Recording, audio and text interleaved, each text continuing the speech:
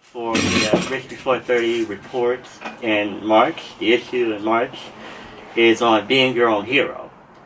And the reason I chose this topic is because I did some research on the month of March, and it was named after the Roman god of war, Mars. And that inspired me to come up with this topic, be your own hero. That's where it came from. So, first question I want to ask you guys is, how do you guys feel about the phrase, there are no victims, only volunteers? There are no victims, only volunteers. That's a good one. It is. That's a really good one.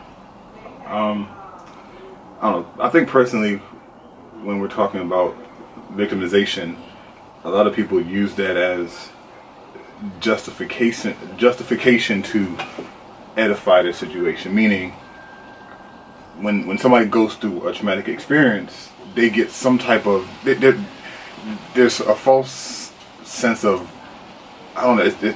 It's one of the things where it's like a false benefit that they get from whatever situation that they go through, and people think that, oh wow, I've been through this experience, and some people feel that they're even entitled to like a certain level when they go through certain experiences. But we all have different experiences, and I always say that no experience is worse than the other. It's all in the person's perspective.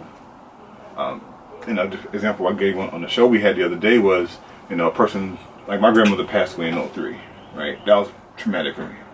But then who's to say that experience was worse than somebody who was an fender bender and just need a new bumper?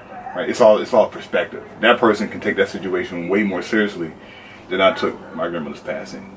So when you talk about the difference between the two, it's a choice. When you talk about volunteering, right? It's I'm volunteering my mind, my energy towards all this negative stuff that's going on, and it's a choice at the end of the day. For me, I think it's all about a choice and how you view quote unquote negative challenges, negative situations. All right, say it again. Say it again. The quote. There are no victims, only volunteers. Okay, so you remember when we went to Denny's the other day? Right. And you remember that lady, our waitress, who says she works there for fun. Right. She just does this for fun. Mm-hmm.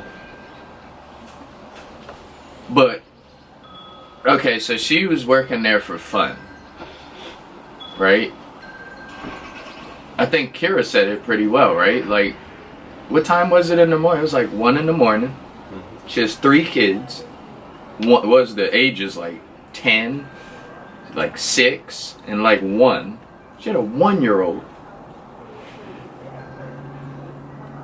Now, I'm not here to throw a stone, right? Because I have my many flaws as well. But somewhere in between there's a volunteer in that woman, and there's a victim in that woman. There's a million. I don't have biological children, so I don't know what would cause me to do something fun to be away from my children. Like, I don't know what type of fun that is. So some people may call her a victim, like she's saying, well,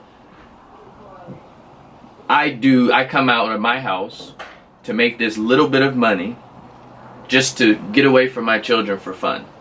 Some people may look at her like, wow, this woman is really volunteering. She's putting that out to the universe that, no, I don't need any help. I'm good. This is just what I do for fun. And now she's turning the world away from that, right? She had a business, didn't she? She had a business. She made something. Oh wow! Right. I think she made pillows or something.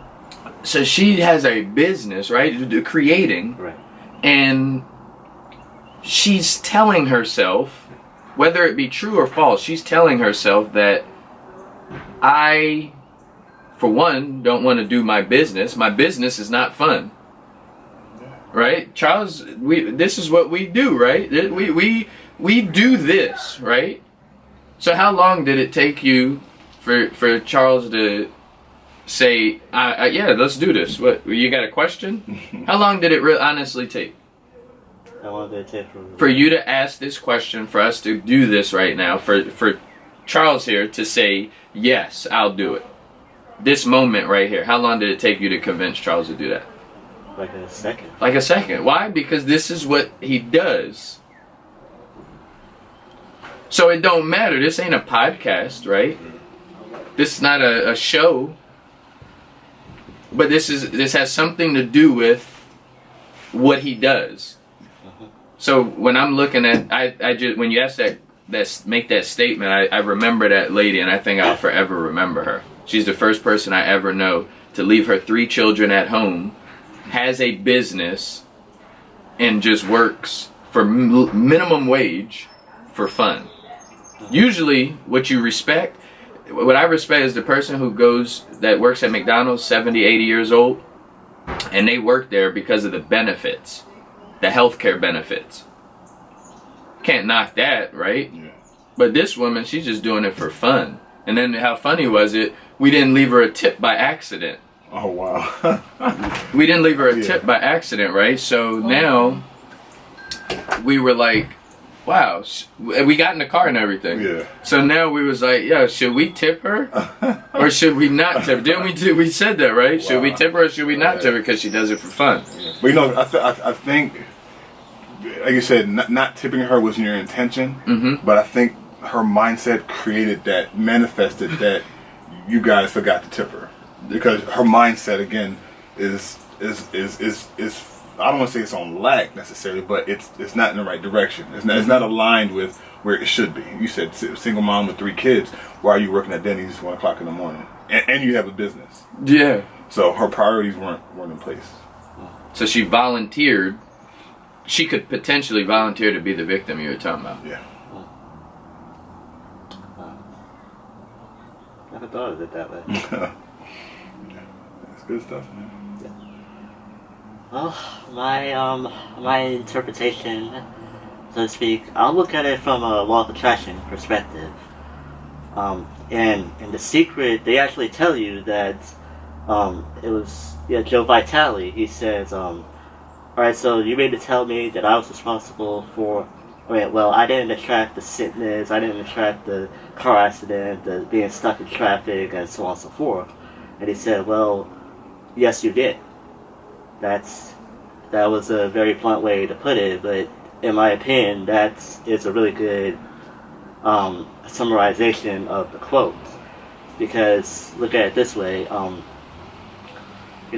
just looking at it from the outside looking in, I'm not going to go into all the details, how like trauma and things of that nature, but you see people, like really successful people who went through things like Oprah. She was raised by her family, and so many millionaires who went bankrupt so many times. So many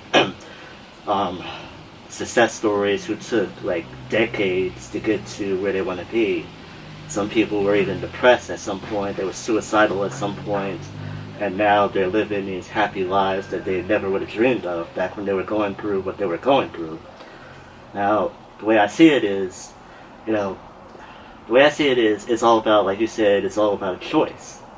Now, I'm not saying that it's easy to just, get over depression and suicidal thoughts, but it's still a choice. Like some people, like these people who are really happy, they started out as suicidal, they could have committed suicide, they could have stayed in that, like, rock bottom state, but they did whatever it is that they did to overcome all that.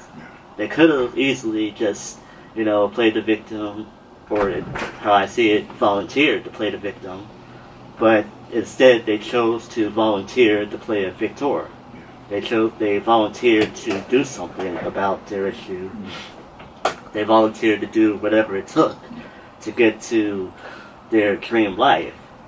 And I'm not trying to knock the people who don't do that, but the people who actually are still in that slump, they have yet to make the decision, the choice to get out of that life.